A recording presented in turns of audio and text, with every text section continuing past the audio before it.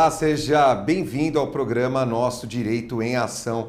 Hoje vamos falar de mais um tema importante ao profissional do direito, claro, e ao cidadão, nosso objetivo de também fazer cidadania. Você já pensou na carreira do profissional do direito?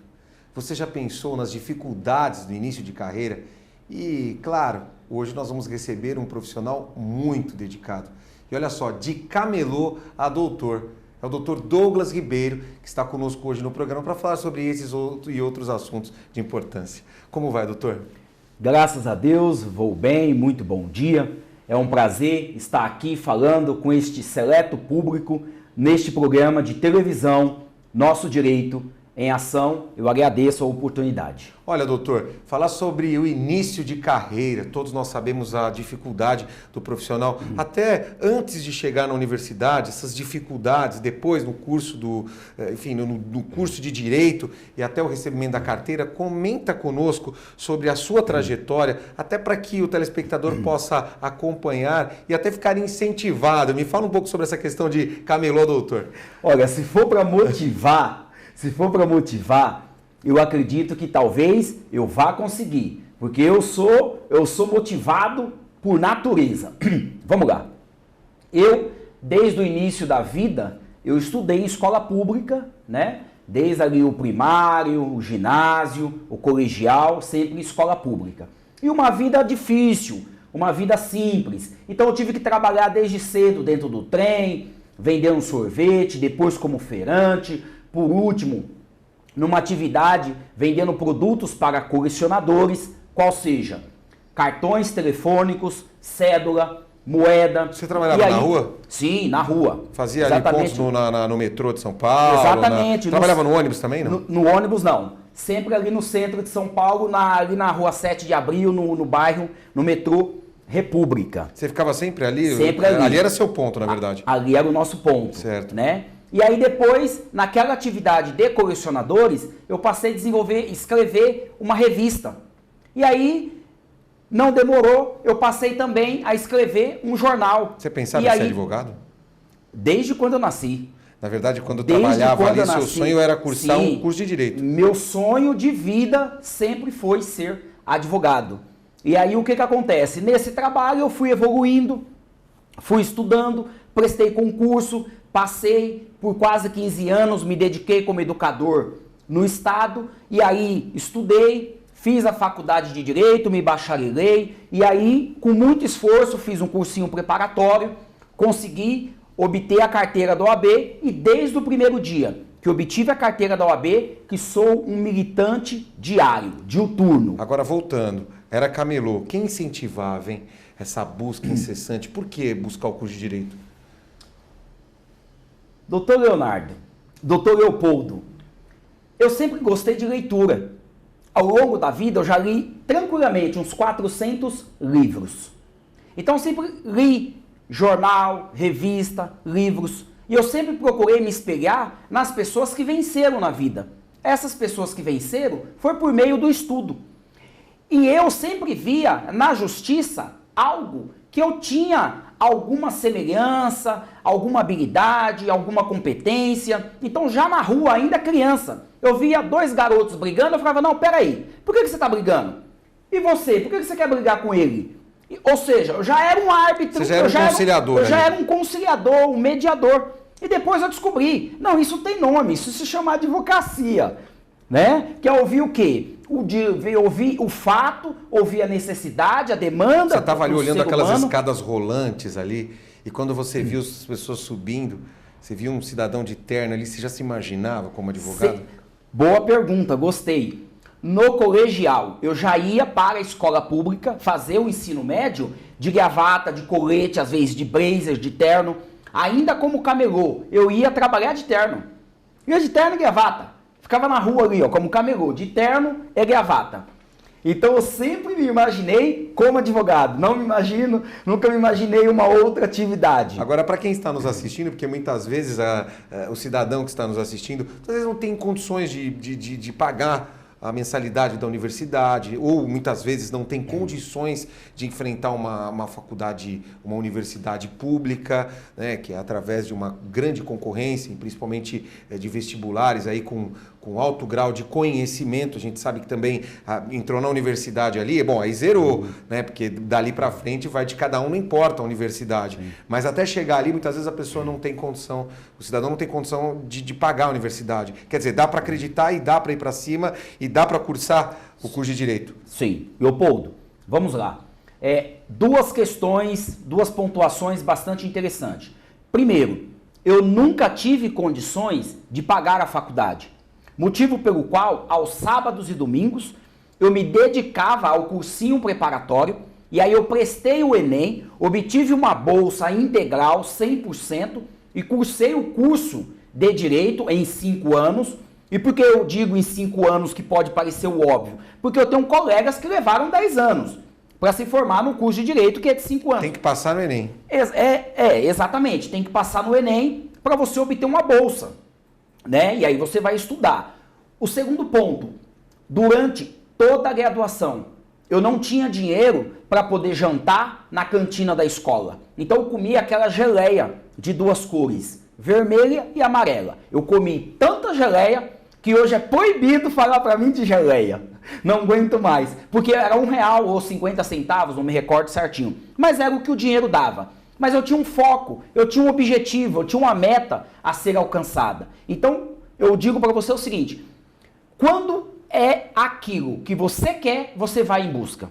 Pode ser astronauta, ser cabeleireiro, ser uma pessoa feliz ou ser um pequeno advogado como eu. Agora, olha só, bom, sinceros elogios, mas ontem nós até conversamos aqui com uma convidada e ela falava sobre o português, e principalmente nós sabemos que hoje o cidadão, quando ele ingressa no curso de Direito, além do conhecimento técnico, além de conhecer as leis, ele precisa ter uma série de outros conhecimentos, como o português correto, a comunicação correta.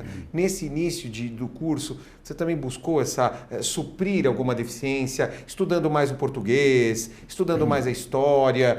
Você também passou por essa transformação ou não? Olha, parece até que você conhece, né, os mínimos detalhes, né, da minha biografia, que também ela é pequena. Mas veja, primeiro, como eu tinha dito aqui, eu sempre li. Leitura, eu sempre fui um leitor voraz. Então, durante toda a graduação, os 5 anos, se você quisesse encontrar o Ribeiro, bastava você ir nos intervalos na biblioteca. Eu sempre estava na biblioteca, lendo. Para suprir qualquer tipo de dificuldade. Para suprir essa necessidade, para poder suprir esta lacuna.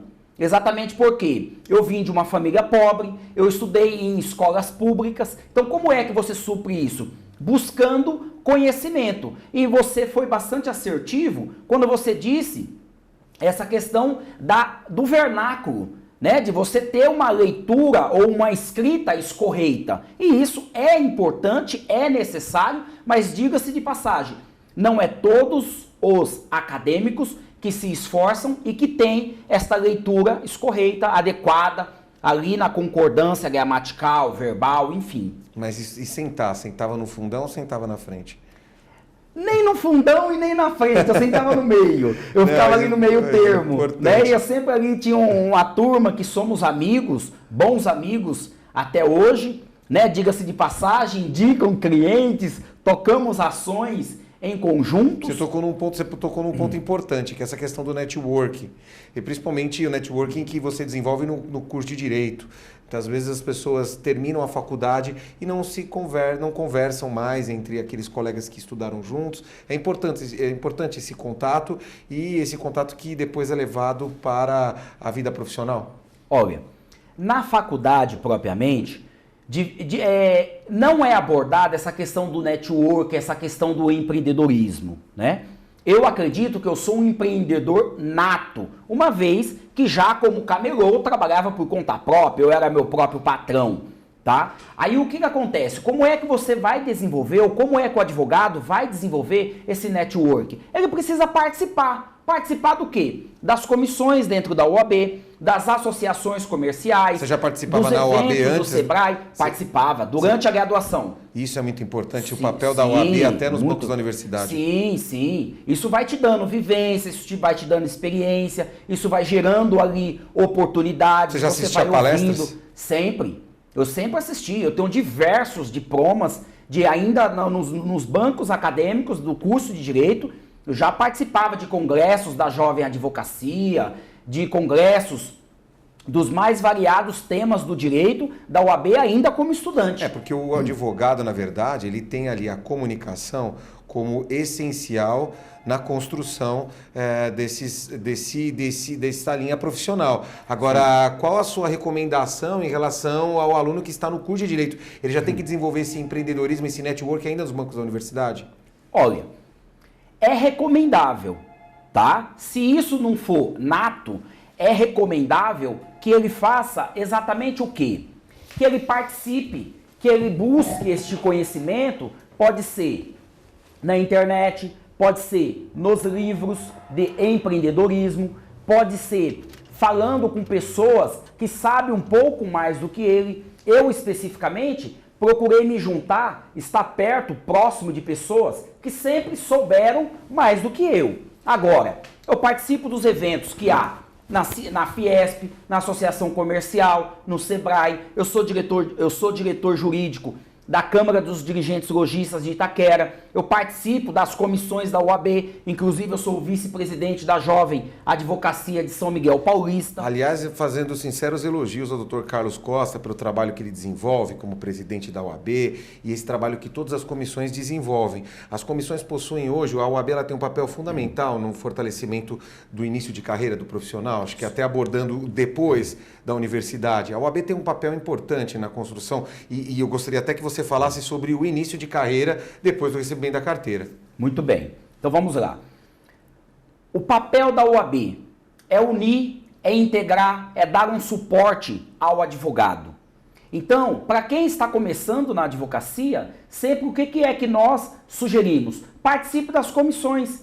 Por quê? Você vai conhecer diversos outros profissionais que já tiveram a experiência naquele caso em concreto. Então é a sua oportunidade que você tem para poder aprender. A sua segunda pergunta. Para o início da carreira do jovem advogado, o que ele precisa fazer? Se matricular num curso de pós-graduação, ele precisa começar a escrever artigos, ele precisa começar a ter uma interação, ter uma participação naquela questão processual. E aí o cliente vai começar a surgir de forma natural. Ele precisa fazer o quê? Parceria com advogados que já têm um tempo na carreira, e aí as coisas vão acontecendo, vão fluindo de forma bastante natural. Sim, a OAB ela tem essa característica principal, que é a oportunidade de você fazer amigos e, mais do que isso, você interagir, você trocar experiências entre os colegas. A instituição ela acaba desenvolvendo encontros, conferências, reuniões, e os advogados acabam conversando ali e acabam firmando parcerias. A OAB tem sido produtiva na sua carreira profissional? Sim, ela tem um papel importante na minha carreira profissional, tá? Exatamente porque em qualquer ponto do país ou do estado que você vá, em qualquer sala da OAB, seja no fórum ou na própria subseção, você vai encontrar um computador, um café, uma água, um banheiro. Todo esse suporte, ele é importante e ele é muito interessante. Também tem os colegas advogados que você pode produzir o quê? Network, você pode desenvolver trabalhos em parceria, eles podem te dar dicas, orientações. Então isso tudo faz sentido na vida do jovem advogado. E a pós-graduação? O que ela traz? Aliás, eu verifiquei o seu currículo, a produção verificou o seu currículo, quer dizer, de camelô a doutor com pós-graduação, enfim, você não para.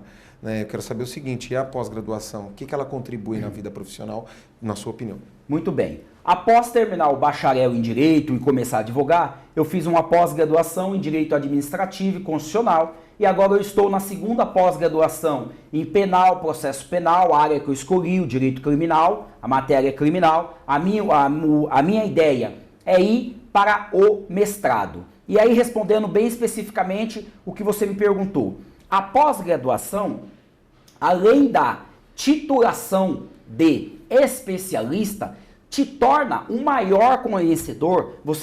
Aquela matéria você conhece com a maior profundidade. Você consegue falar com propriedade, com autoridade. Por quê? Porque durante um ano e meio, 2 anos, você vai estudar aquele tema do direito em específico.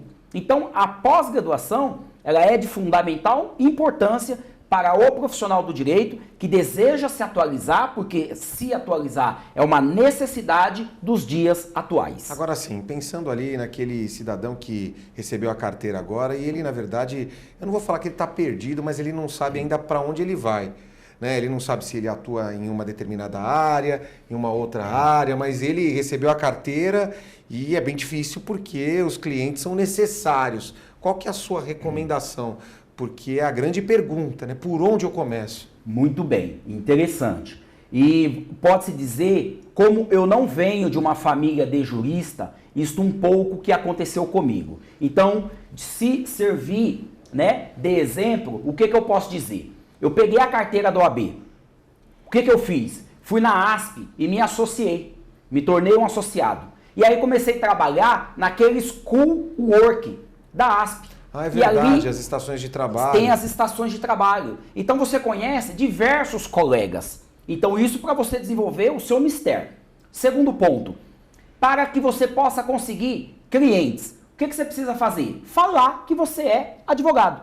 Se o seu vizinho, se a pessoa que mora no seu prédio, se a pessoa que está na sua igreja, no time de futebol, não souber que você é advogado, ele não vai te contratar. O terceiro ponto que você precisa para poder se desenvolver, para poder evoluir, é você fazer network, é você fazer parceria, é você não parar, de tudo. É você participar. Reunião de condomínios, associações, consegue, tudo. Sim. Eu não vou dizer tudo, né? Mas naquilo que você, que o seu tempo ou que a sua vocação lhe permitir. Quarto ponto, respondendo em que área atuar. Inicialmente, você pode gostar bastante do direito penal, ou você pode gostar tão somente do direito trabalhista. O X da questão é, conforme os clientes forem aparecendo, duas coisas ocorrerá.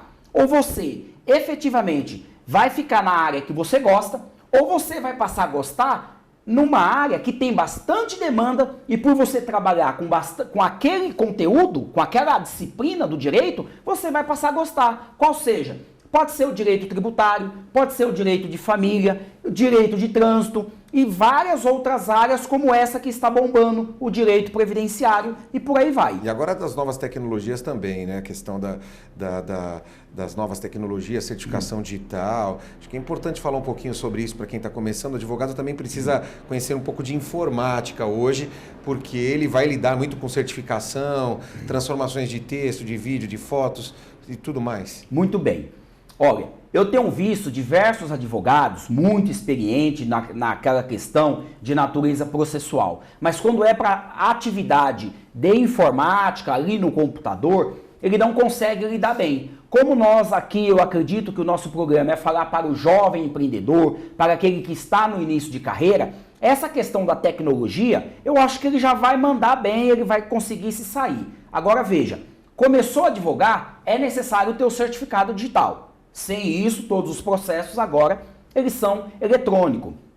É importante você estar no mundo digital. O que é estar no mundo digital? Não é você ter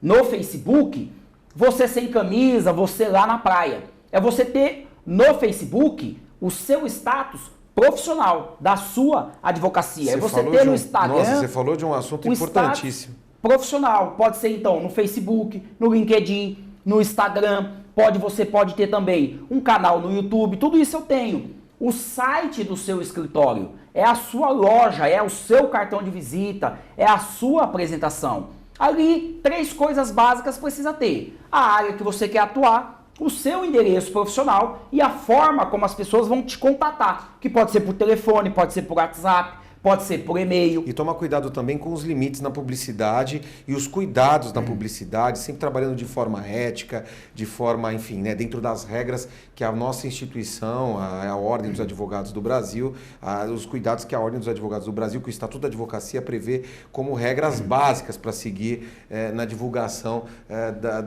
enfim, né, da sua profissão. Agora, você falou de Facebook, redes sociais, né, tem que tomar cuidado também com a questão da aparência, a forma de se colocar em uma rede pública. Você também toma esses cuidados? Sim. Recentemente, acho que a semana passada, eu fiz um curso de construção de imagem para o profissional dos dias atuais. Fantástico. Então, veja, e ao longo da vida eu já fiz diversos cursos, né? Então, veja só, primeiro, eu estou partindo da premissa que o advogado, que já passou no exame da OAB por óbvio, ele sabe que a propaganda ostensiva, ela é vedada. Contudo, a propaganda informativa, ela é permitida. Então, se você, ali no seu Facebook, você informar um artigo de lei, ou você fazer um comentário a um artigo de lei, então isso é permitido, isso você pode fazer, seja no Instagram, seja ali no seu Facebook, seja você proferir uma palestra numa associação, na igreja, isso tudo é permitido. Você escrever um artigo, assim como tem um canal Ação Nosso Direito, não é isso? Nosso Direito. Na verdade não é um canal de advogados, na verdade são um canal de jornalistas, né? Mas okay. assim, os convidados, na verdade, quando são convidados a participar, participam como advogados, né? Claro, para informar o cidadão, né? Claro que também todo canal de comunicação, ele também tem uma série de cuidados, né? Por exemplo, o advogado ele não pode ficar respondendo perguntas durante entrevistas, perguntas de telespectadores e uma série de cuidados que são realizados principalmente com relação a eventual, assim, que possam ensejar a eventual captação de clientela, porque existe, eu acredito, a necessidade de confiabilidade, de confiança daquele que contrata o advogado. Para contratar o advogado tem que contratar porque confia, mas não porque, por exemplo, viu em um programa de TV ou porque de repente ele, enfim, né, ele acabou fazendo uma exposição em uma rede social, mas é importante essa confiabilidade, na minha opinião. Bem colocado, Leopoldo, porque veja, primeiro, tem a questão do sigilo, né? Tem a questão da confiabilidade, tem a questão que o assunto ele precisa ser tratado no local privado, fechado,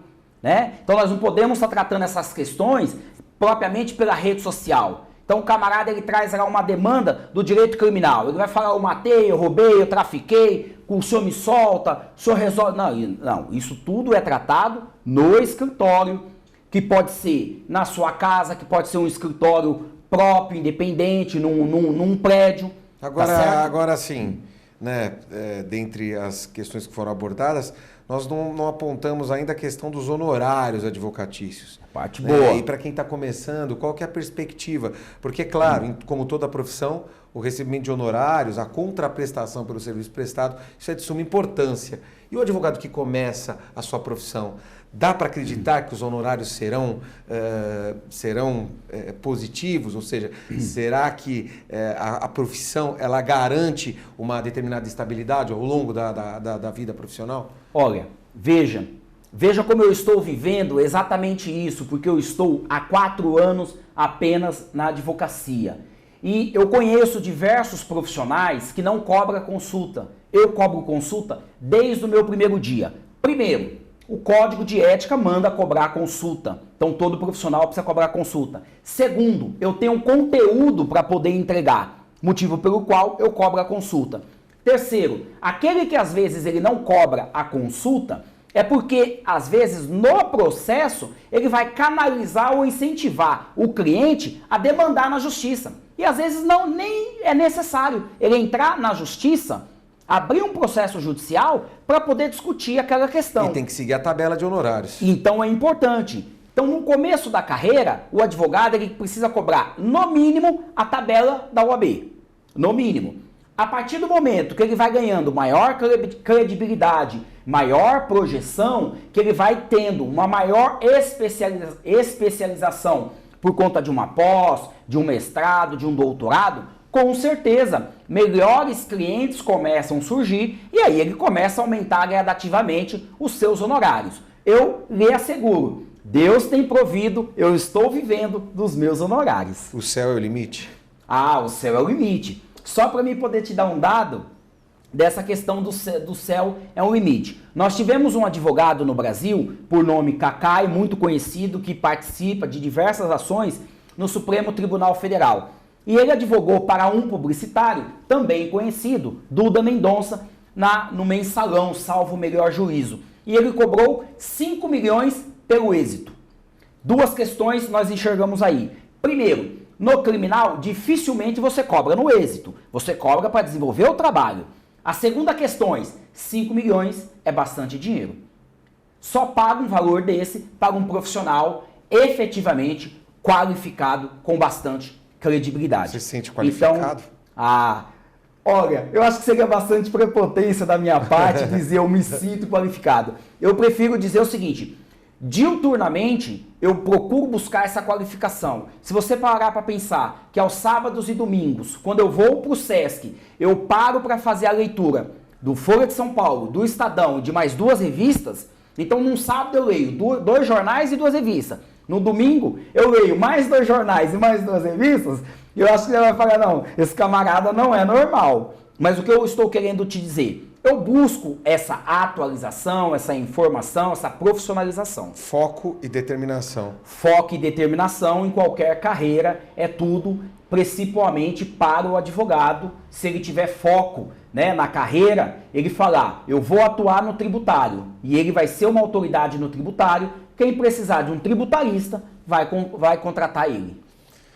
Bom, enfim, né? Você falou sobre muitos pontos importantes. Queria que você deixasse, claro, como término do programa, claro, né, que você deixasse aí uma mensagem de incentivo para aquele que está nos assistindo e que visualize em você, né, enfim, né, que se espelha, né, na sua carreira profissional, enfim, aquilo que você comentou hoje, se espelha nisso para se tornar um bom profissional. Deixa uma mensagem para o telespectador. Muito bem. A minha mensagem de término desta participação neste programa é: não desista do seu sonho.